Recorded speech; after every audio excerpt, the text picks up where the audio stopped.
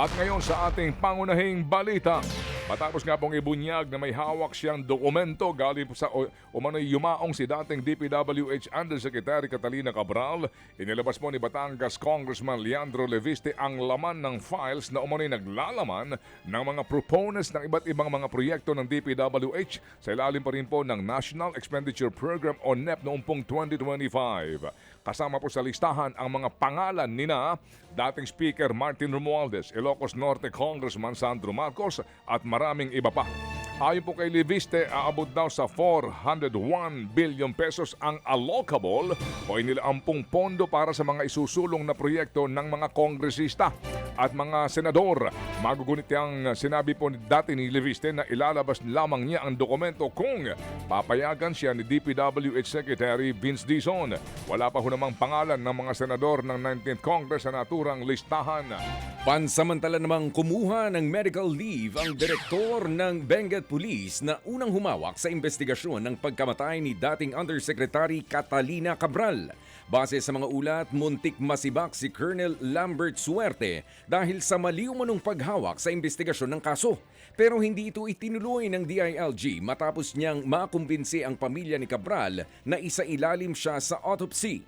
Dahil sa nangyari, itinalaga muna si Colonel Ledon Monte bilang officer in charge ng Benguet Provincial Police Office.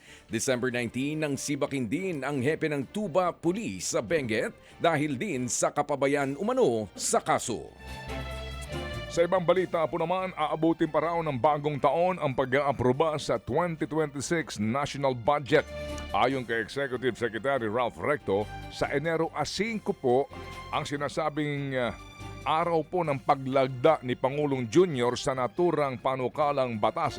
Ibig sabihin, sa unang 5 araw daw po ng 2026 ay re-enacted budget muna ang iiral kung saan nga po ito po ang dapat na pong gawin. Magugulitang naantala at nauwi po sa deadlock ang deliberasyon sa Bicameral Conference Committee, bunsod nga ng debate sa budget po ng DPWH. Sa ngayon po hinihintay ng ratipikahan ng 2 kapulungan ng Kongreso ang inaprobahang bersyon ng BICAM bago isumite sa Pangulo sa December 29. Aminado po naman si Finance Committee Chairman Win Gatchalian na masyado na itong hapit.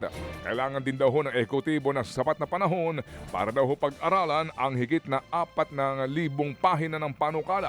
Kaya para kay Gatchalian, tama lamang daw na iurong ang pagpirma nito. Magpapasko namang mag-isa sa ICC sa The Hague sa Netherlands si dating Pangulong Rodrigo Duterte. Ayon sa pamilya Duterte, bawal ang bisita sa International Criminal Court sa The Hague kapag Pasko at Bagong Taon. Kaya hindi madadalaw ng kanyang pamilya ang dating Pangulo. Nahaharap ang dating Pangulo sa kasong Crimes Against Humanity kaugnay ng drug war. Ayon sa anak niyang si Kitty, may sarili namang selebrasyon ang mga detainee sa loob ng ICC. At dahil nga po ngayon po ay araw ng Pasko, mga kapatid, marami po sa ating mga kababayan ang nagdiwang po ng Noche Buena nitong hating gabi. At kahit nga po marami sa atin ang naaminado pong hirap sa buhay ay itinawid pa rin ang tradisyonal na salo-salo tuwing Pasko. Sa pag-iikot po ng News 5 team, marami po sa ating mga kapatid ang nakausap namin na may kanya-kanya pong diskarte sa paghahanda kahit na naghihigpit ng sinturon. May mga nagbawas po lamang ng nilutong putahe. Okay na po ito basta lamang masaya at walang sakit ang pamilya. May mga grupo ho naman ng tricycle driver ang maagang pumarty-party sa Maynila. At kahit nga po simple ang handa, bumawi ho naman daw sila sa kantahan at sayawan sa mismong kalsada. May mga meron pa ho namang naisipan na magdiwang sa Kapaskuhan sa pamamagitan po lamang ng pamamahagi din po naman ng biyaya sa kanilang mga kapitbahay. Mga kapatid, brothers and sisters, saan ka pa? Dito na tayo sa totoo. Dito na tayo sa True FM. Mga kapatid, mag-subscribe and follow po kayo sa social media accounts ng True Network PH. Yan po kami, hanapin nyo lang True Network PH, Facebook, Instagram, YouTube, TikTok, and podcast.